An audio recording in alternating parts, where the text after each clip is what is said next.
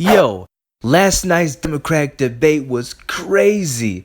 So I had to do me a video of the debate itself, as well as the candidates, and my take on how I believe they did, and which candidates I believe are well deserving to entering into the next debate, which I believe is in July, and possibly the one in September. So don't go anywhere, stay tuned, and welcome to Easy Land. Let's dive right on in.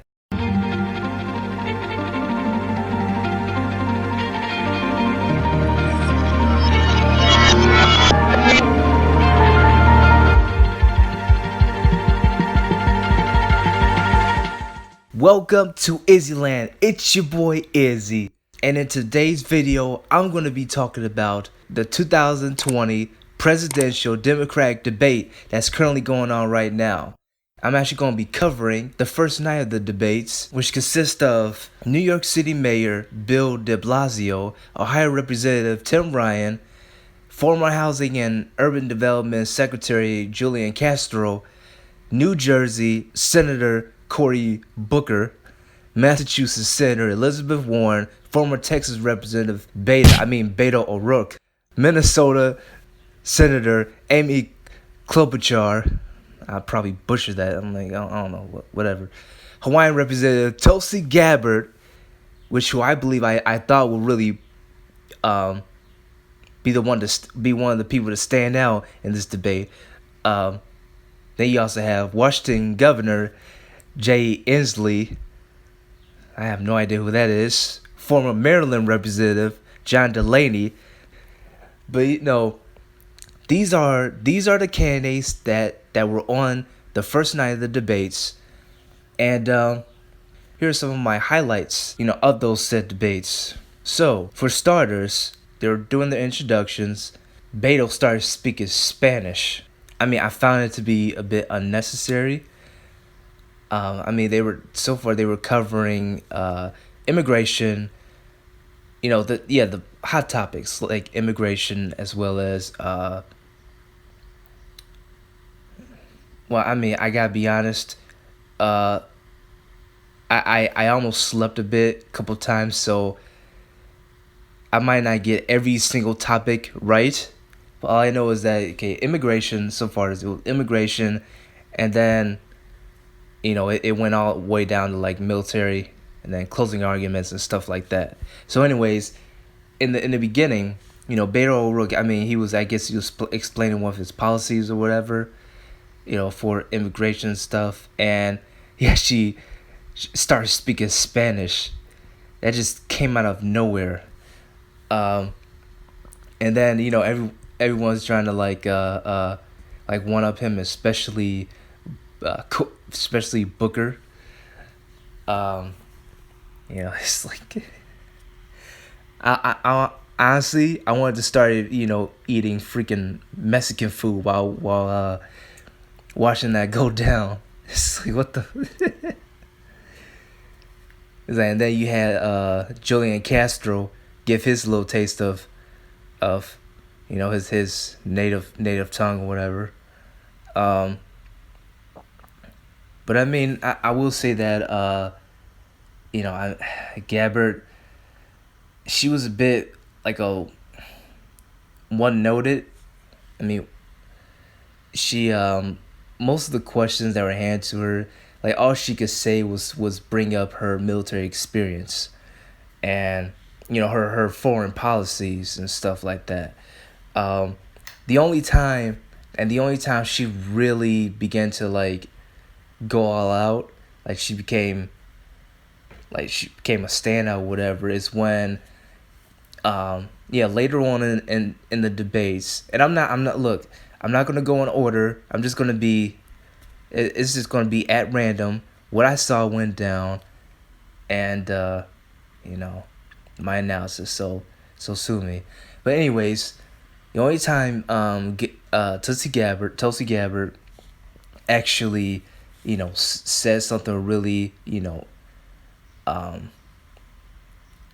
really put herself out there was when Tim Ryan he actually he made a comment about 9/11. I believe he said that they were talking about military or foreign policies, or something around there. And Tim Ryan made a comment about 9/11, and Gabbard was on his ass. Like she was on, like she was not playing, you know. Like, and then he made the assumption that he argued that the Taliban, was the reason that they were the masterminds behind 9/11. She was going, no, that was Al Qaeda, and that's what we were fighting for. Dumb shit.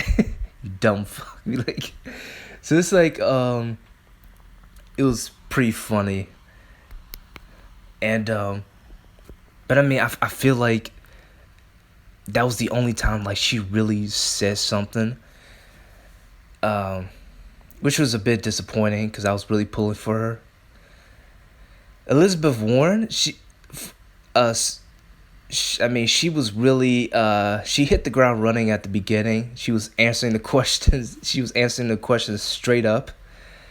And I mean, her first, I believe I forgot what the question was, but she was like, "Oh, it's not big of a deal that everyone's suffering." I'm like, okay, now you sound pretty political. That's like a patronizing political sort of rhetoric. The way you sounded, but I mean, I get what she's saying, and I mean, at least she did answer the questions. And then like in the second half, she kind of went all quiet. But I don't blame her, because then it was like after she said something, then you had Beto, Castro, Ryan, even Bill de Blasio, Booker, all these guys, they're just going, they're just yelling, talking over each other, trying to one up or whatever. Booker and Beto are competing against each other, and even Castro compete like who speaks the best Spanish. Like what? It was insane, and what else? Yeah, Amy Klobuchar, she I believe she made some jabs, as I believe was to Ryan. I don't know if it was Ryan or one of the other guys, and she was saying, maybe it was Inslee, I don't know, and she was mentioning, I believe one of them made the was I guess talking about, I guess, women's reproductive rights. And she made a statement saying, well, there are like 3 women on this panel, who actually fought for that sort of stuff. So I believe we're the ones who have a say in it, and not you, or something along those lines. And then I think she also said something like, well, I'm not the one. I don't make make policies while walking around in my bathrobe at 5 a.m. or something like that. I don't know. I mean, Cal Kalinske did mention, from Cal Kalinske from Secular Talk, he did mention that she might be a sleeper, and yeah, I'll admit, like, he had a point. Like, I was getting close. Then again, I've been having sleeping problems lately, and I was pretty half asleep during the time. But I digress. So Tim Ryan, yeah, that guy, he needs to take a chill pill. He looked like he was ready to fight everybody on there. It's like just his eyes, it looked like a freaking raging maniac. And then Cory Booker, obviously he was about identity politics, because he could not stop talking about black people, his community or whatever. It was his answer to every single question. And then Bill de Blasio, he made a comment saying, "Oh well, I'm actually helping my black son, with his I guess his company or whatever. I don't know." It's like what kind of answer is that? And then And then I believe there was a one question towards Beto, and he avoided. He didn't really answer the question. He was just being like, I don't know, indirect or whatever. Then he wanted to like throw some Spanish in there. And I'm like, dude, answer the damn question. He was just like, I forgot what the question was, but he was going, we need to take care of it, and see things going on here, and like some along the line. He didn't say. Oh! It was about. I believe it was about private insurance companies or something like that. Because they were yeah. It was about healthcare or Medicare for all.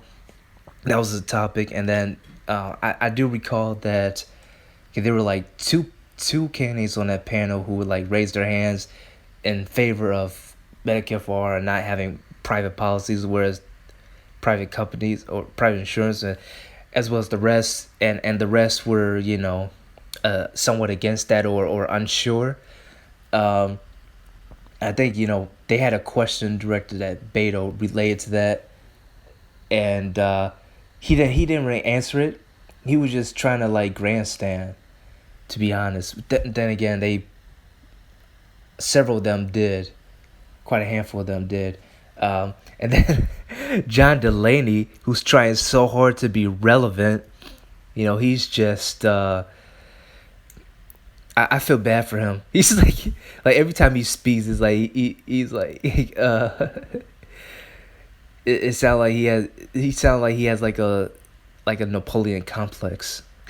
He's like, listen to me. And it's like Jay Inslee's talking off his ass as well. Yeah, Bill de Blasio, he tried. Tim Ryan is just ugh. Cory Booker and his underbite and his terrible Spanish. It was like I have no words to say.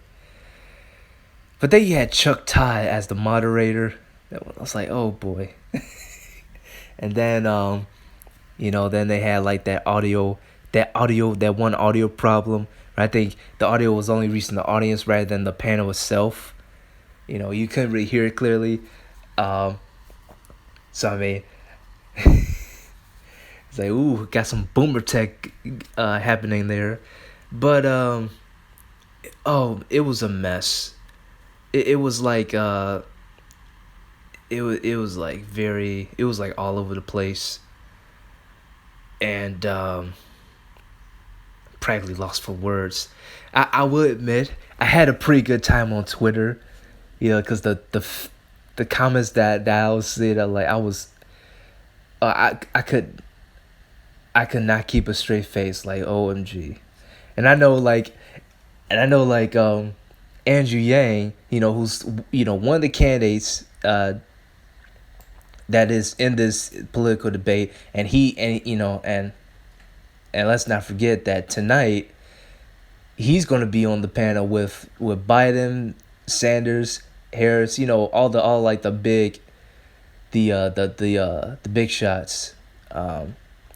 Buttigieg, whatever. I won't call him Butters. Screw it. But it's like I'm betting he's looking at this and he's having a freaking laugh out of this. He's like, oh, this is a freaking riot.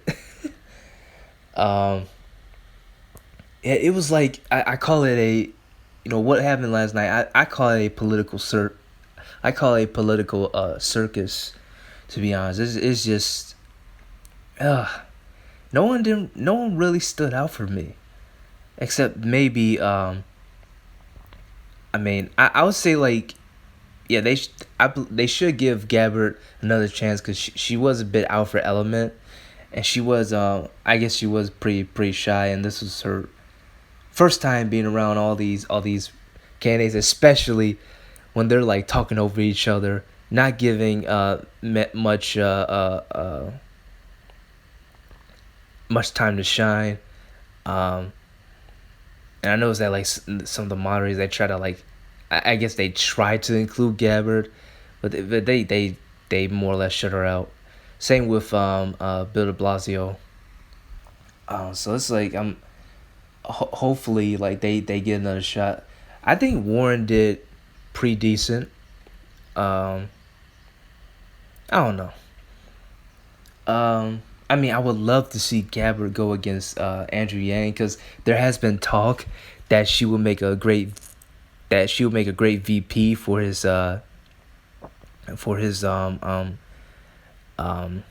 presidency. You know, and maybe have a couple other candidates in his cabinet. I don't know. But yeah, I'm sorry, people, but I just don't know what else to say. It was a complete wreck of a debate. It's like but it was damn good entertainment, you know. But yeah, I'll say I'm definitely looking forward to tonight's debate. Definitely pulling for Yang. I really believe that he will be the highlight of the night. You know, maybe, well, I don't know. I mean, I'm hoping he is. But that's all I have for today's video. And I appreciate you all watching. I plan to make another video covering tonight's debate with Andrew Yang, you know, Biden Sanders, Butters, you know, Williamson, and all of them. So stay tuned.